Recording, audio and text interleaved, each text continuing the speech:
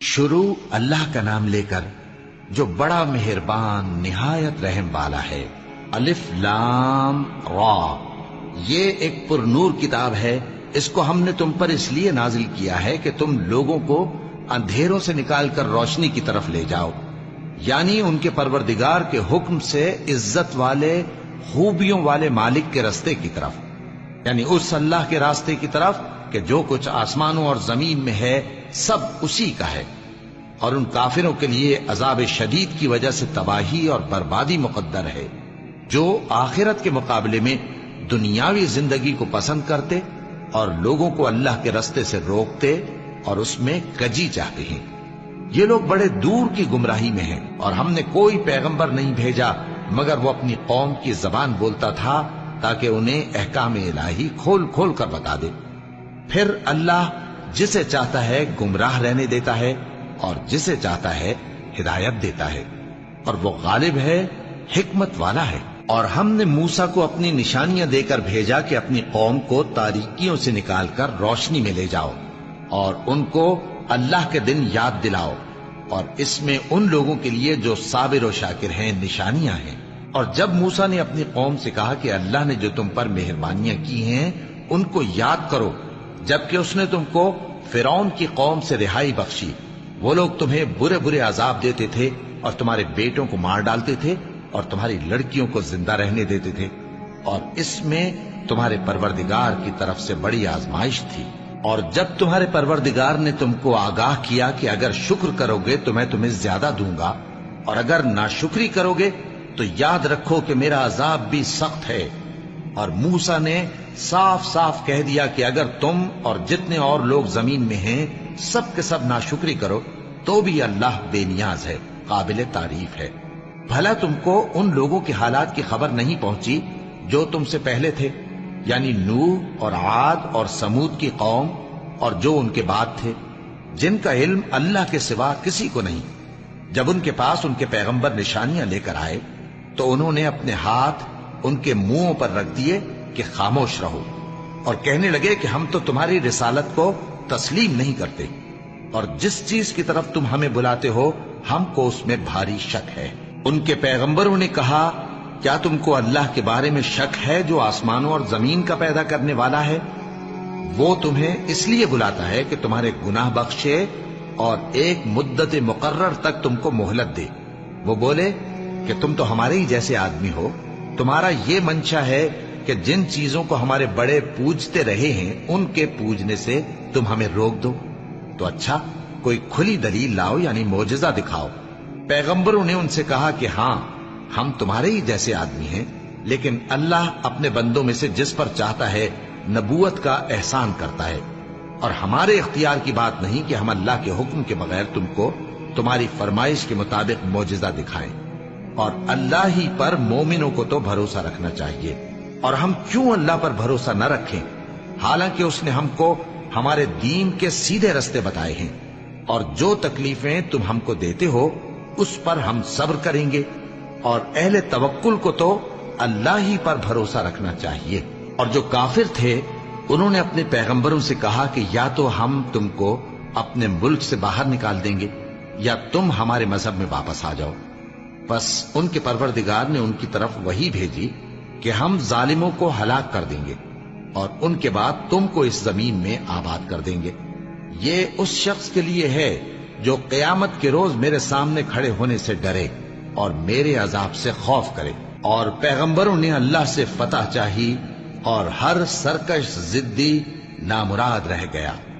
اس کے پیچھے دوزخ ہے اور اسے پیپ والا پانی پلایا جائے گا، وہ اس کو گھونٹ گھونٹ کر کے پیے گا اور گلے سے نہیں اتار سکے گا، اور ہر طرف سے اسے موت آ رہی ہوگی مگر وہ مرنے میں نہیں آئے گا، اور اس کے بعد سخت عذاب ہوگا۔ جن لوگوں نے اپنے پروردگار سے کفر کیا ان کے اعمال کی مثال راکھ کی سی ہے کہ آندھی کے دن اس پر زور کی ہوا چلے جو اسے اڑا لے جائے۔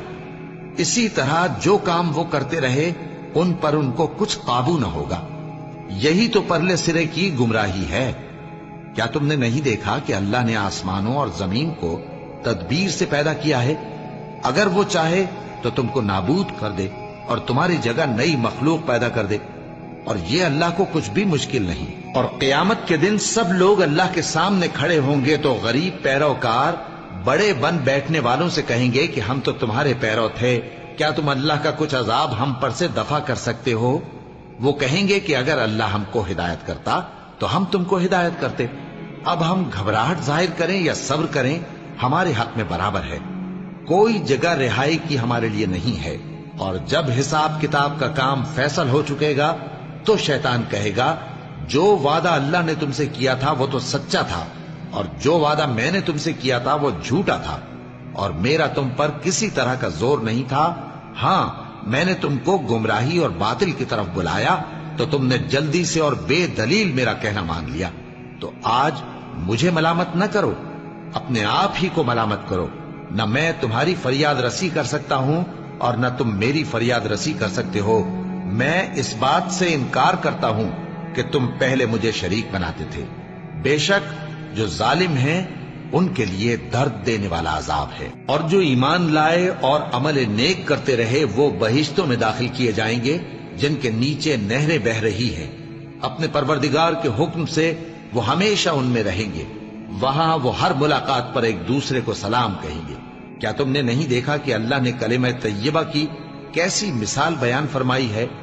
وہ ایسی ہے جیسے پاکیزہ درخت جس کی جڑ مضبوط ہو اور شاخیں آسمان میں پھیلی ہوں۔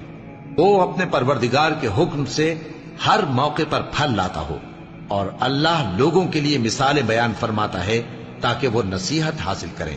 اور ناپاک بات یعنی غلط عقیدے کی مثال ناپاک درخت کی سی ہے کہ وہ زمین کے اوپر ہی سے اکھیڑ کر پھینک دیا جائے، اس کو ذرا بھی قرار و ثبات نہیں۔ اللہ مومنوں کے دلوں کو صحیح اور پکی بات سے دنیا کی زندگی میں بھی مضبوط رکھتا ہے اور آخرت میں بھی رکھے گا۔ اور اللہ بے انصافوں کو گمراہ کر دیتا ہے، اور اللہ جو چاہتا ہے کرتا ہے۔ کیا تم نے ان لوگوں کو نہیں دیکھا جنہوں نے اللہ کے احسان کو ناشکری سے بدل دیا اور اپنی قوم کو تباہی کے گھر میں لا اتارا، یعنی دوزخ میں، کہ سب ناشکرے اس میں داخل ہوں گے اور وہ برا ٹھکانہ ہے۔ اور ان لوگوں نے اللہ کے شریک مقرر کیے کہ لوگوں کو اس کے رستے سے گمراہ کریں۔ کہہ دو کہ چند روز فائدے اٹھا لو، آخر کار تم کو دوزخ کی طرف لوٹ کر جانا ہے۔ اے پیغمبر، میرے مومن بندوں سے کہہ دو کہ نماز پڑھا کریں، اور اس دن کے آنے سے پیشتر جس میں نہ اعمال کا سودا ہوگا اور نہ دوستی کام آئے گی، ہمارے دیے ہوئے مال میں سے پوشیدہ اور علانیہ خرچ کرتے رہیں۔ اللہ ہی تو ہے جس نے آسمانوں اور زمین کو پیدا کیا اور آسمان سے مے برسایا، پھر اس سے تمہارے کھانے کے لیے پھل پیدا کیے اور کشتیوں اور جہازوں کو تمہارے زیر فرمان کیا تاکہ وہ سمندر میں اس کے حکم سے چلے، اور نہروں کو بھی تمہارے زیر فرمان کیا، اور سورج اور چاند کو تمہارے لیے کام میں لگا دیا کہ دونوں دن رات ایک ڈگر پر چل رہے ہیں، اور رات اور دن کو بھی تمہاری خاطر کام میں لگا دیا، اور جو کچھ تم نے مانگا سب میں سے تم کو عنایت کیا۔ اور اگر اللہ کے احسان گننے لگو تو شمار نہ کر سکو، مگر لوگ نعمتوں کا شکر نہیں کرتے۔ کچھ شک نہیں کہ انسان بڑا بے انصاف ہے، ناشکرا ہے۔ اور جب ابراہیم نے دعا کی کہ اے میرے پروردگار، اس شہر کو لوگوں کے لیے امن کی جگہ بنا دے، اور مجھے اور میری اولاد کو اس بات سے کہ بتوں کی پرستش کرنے لگیں بچائے رکھیو۔ اے پروردگار، انہوں نے بہت سے لوگوں کو گمراہ کیا ہے، سو جس شخص نے میرا کہا مانا وہ میرا ہے، اور جس نے میری نافرمانی کی تو تو بخشنے والا ہے، مہربان ہے۔ اے پروردگار، میں نے اپنی اولاد ایک وادی میں جہاں کھیتی نہیں، تیرے عزت و ادب والے گھر کے پاس لا بسائی ہے۔ اے پروردگار، تاکہ یہ نماز پڑھیں، سو تو لوگوں کے دلوں کو ایسا کر دے کہ ان کی طرف جھکے رہیں، اور ان کو میووں سے روزی دیتے رہنا تاکہ تیرا شکر کریں۔ اے پروردگار، جو بات ہم چھپاتے اور جو ظاہر کرتے ہیں تو سب جانتا ہے، اور اللہ سے کوئی چیز مخفی نہیں، نہ زمین میں نہ آسمان میں۔ اللہ کا شکر ہے جس نے مجھ کو بڑی عمر میں اسماعیل اور اسحاق بخشے، بے شک میرا پروردگار دعا سننے والا ہے۔ اے پروردگار، مجھ کو ایسی توفیق عنایت کر کہ نماز پڑھتا رہوں، اور میری اولاد کو بھی یہ توفیق بخش۔ اے پروردگار، میری دعا قبول فرما۔ اے پروردگار، حساب کتاب کے دن میری اور میرے ماں باپ کی اور مومنوں کی مغفرت کیجو۔ اور مومنوں یہ نہ سمجھنا کہ یہ ظالم جو کام کر رہے ہیں اللہ ان سے بے خبر ہے، وہ ان کو اس دن تک مہلت دے رہا ہے جبکہ دہشت کے سبب آنکھیں پھٹی کی پھٹی رہ جائیں گی اور لوگ سر اٹھائے ہوئے میدان قیامت کی طرف دوڑ رہے ہوں گے، ان کی نگاہیں خود اپنی طرف لوٹ نہ سکیں گی اور ان کے دل مارے خوف کے ہوا ہو رہے ہوں گے۔ اور لوگوں کو اس دن سے آگاہ کر دو جب ان پر عذاب آ جائے گا، تب ظالم لوگ کہیں گے کہ اے ہمارے پروردگار، ہمیں تھوڑی سی مہلت عطا کر تاکہ ہم تیری دعوت توحید قبول کریں اور تیرے پیغمبروں کے پیچھے چلیں۔ تو جواب ملے گا، کیا تم پہلے قسمیں نہیں کھایا کرتے تھے کہ تم کو اس حال سے جس میں تم ہو زوال نہیں ہوگا؟